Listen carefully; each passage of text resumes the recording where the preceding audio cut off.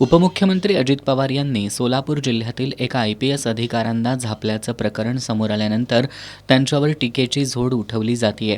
अशातच उपमुख्यमंत्री पवार यांनी त्यांचे नियोजित कार्यक्रमही रद्द केलेत. या सर्व प्रकरणावर विधान परिषदेतील काँग्रेसचे गटनेते आमदार सतेज पाटील यांनी प्रतिक्रिया दिली आहे. IAS आणि IPS अधिकाऱ्यांचा अपमान झाला तरी चालतंय, हा संदेश आता महाराष्ट्रातील जनतेमध्ये गेलाय. सत्ता पाहिजे म्हणून काहीही सहन करायची तयारी भाजपची असल्याची टीका त्यांनी केली. UPSC झाल्यानंतर पहिली सेवा महाराष्ट्रात देता येईल काय, हे स्वप्न अधिकारी पाहत होते. मात्र यामध्ये आता वास्तवता राहिली आहे काय, अशी शंका या सर्व प्रकरणामुळे निर्माण झाल्याचं आमदार सतेज पाटील यांनी सांगितलं. कायद्याचं पालन एखादा अधिकारी करत असेल तर त्याचं संरक्षण करण्याची जबाबदारी मुख्यमंत्र्यांची आहे. अशा लहान गोष्टींमध्ये स्वतः उपमुख्यमंत्र्यांनी फोन करणं किती संयुक्तिक आहे हे पाहणं महत्त्वाचं आहे. महायुतीच्या अनेक नेत्यांची वक्तव्य ही अधिकारी आणि कर्मचाऱ्यांच्या विरोधी असतात.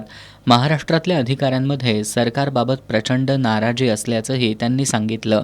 राज्य सरकार प्रचंड कर्जाच्या खाईत आहे. अधिकारी आणि कर्मचाऱ्यांचे पगार वेळेत होत नाहीत.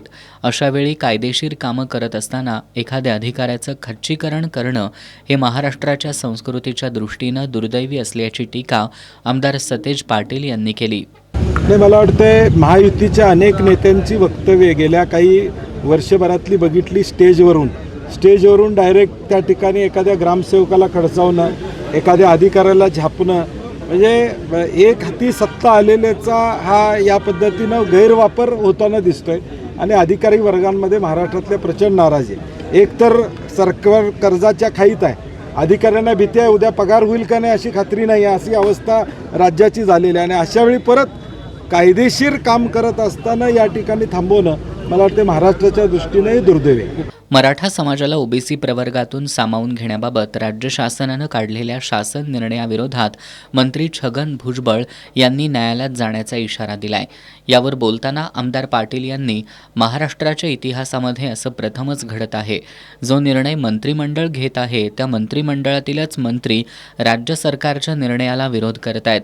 यामुळे मंत्रिमंडळात 2 गट पडल्याचं पाहायला मिळत असल्याचं आमदार पाटील यांनी सांगितलं. महाराष्ट्राच्या इतिहासामध्ये पहिल्यांदा असं घडतंय की मंत्रिमंडळ एखादा निर्णय घेते, राज्य म्हणून एखादा निर्णय घेतला जातो, त्या निर्णयामध्ये 2 गट तट पडलेले कधी आम्हाला या राज्याच्या इतिहासामध्ये पाहायला मिळतं. उघडपणे काही लोक आमकं बोलतात, उघडपणे काही लोक दुसरी भूमिका घेतात. मला वाटते महाराष्ट्रातल्या मंत्र्यांच्या वरचा कंट्रोलसुद्धा आता सुटलेला.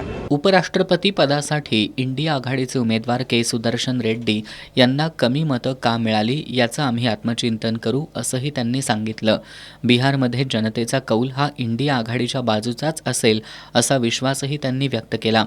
गोकुळचे चेअरमन नवीद मुश्रीफ यांना केवळ राजकीयदृष्ट्या टार्गेट करण्याचा प्रयत्न सुरू असल्याची शंका त्यांनी यावेळी उपस्थित केली.